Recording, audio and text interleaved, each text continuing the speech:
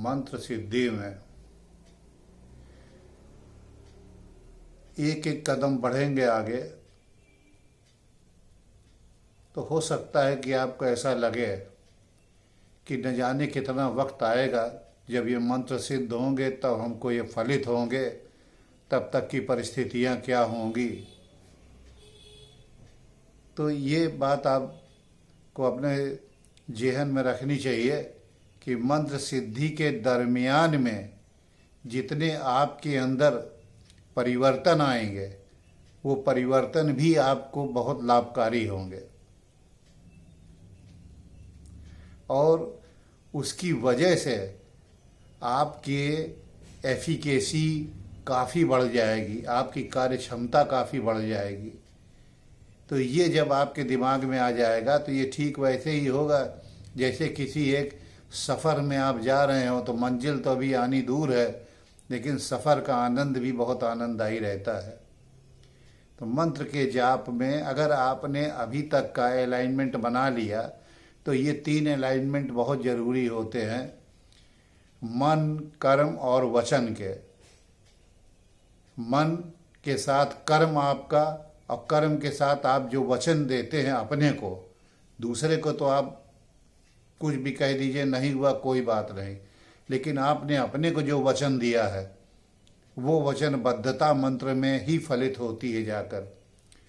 और दूसरा मंत्र आपने जो अपने को वचन दिया, फिर मंत्रों के द्वारा उससे क्या भाव आपने ग्रहण किए, मंत्र को किस भाव में आप लेते हैं, भाव का अर्थ प्रथम में, द्वितीय में, तृतीय में या एकदम टॉप प्रायोरिटी में लेते हैं, और उसके द्वारा जो भी आपको विचार मिलते हैं उनको जपा में तो ठीक है कि आपने 108 बार जप लिया, लेकिन अजपा में भी उसको आप जपते हैं कि नहीं जपते। अर्थात जब आप मंत्र को नहीं जप रहे हैं तो मंत्र के द्वारा जो भी भावनाएं आपको मिली हैं उसका आप जाप कर रहे हैं कि नहीं।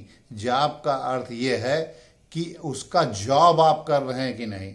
जाप को आप जॉब में कन्वर्ट कर दीजिए, तब आपको एकदम स्पष्ट हो जाएगा कि मंत्र का आप जॉब कर रहे हैं कि नहीं। जो उसने आपको मंत्र में शक्तियां दी हैं उसको आप फलित रूप से कर रहे हैं कि नहीं, व्यावहारिक रूप से।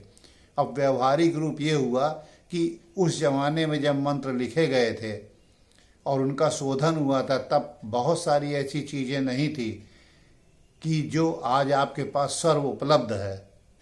तो आप उनको उसकी उपयोगिता के हिसाब से कैसे ढाल करके आप आगे की ओर प्रोग्रेस करते हैं।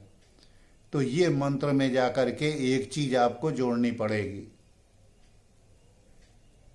मंत्र मन का यंत्र है और मन के अंदर विचार रहते हैं। विचार जितने ही पुष्ट होंगे आपके और स्पष्ट होंगे और एक एक उसका स्टेप क्लियर होगा, और प्रत्येक स्टेप में आने वाली बाधाओं को भी आप कैसे काउंटर करेंगे और उनके लिए first, second, third, fourth, fifth plan होगा, और वो भी जब फेल हो जाए तो आप कैसे आगे बढ़ेंगे, ये सब कॉन्सेप्ट आपको क्लियर होगा। फिर आप ये देखेंगे कि आपको कोई भी बाधा किसी भी चीज़ के लिए नहीं रोक पाती है, और मंत्र इसके लिए आपको पीछे से प्रेरणा देता रहेगा। वो अजपा मंत्र तो आपको हर समय जॉब करने के लिए प्रेरित करेगा कि आगे आप बढ़िए, और इस प्रकार से बढ़िए, इस प्रकार से बढ़िए, इस प्रकार से बढ़िए।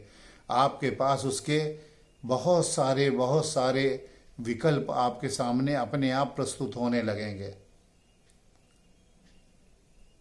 सिर्फ मंत्र एक शब्द नहीं है ये।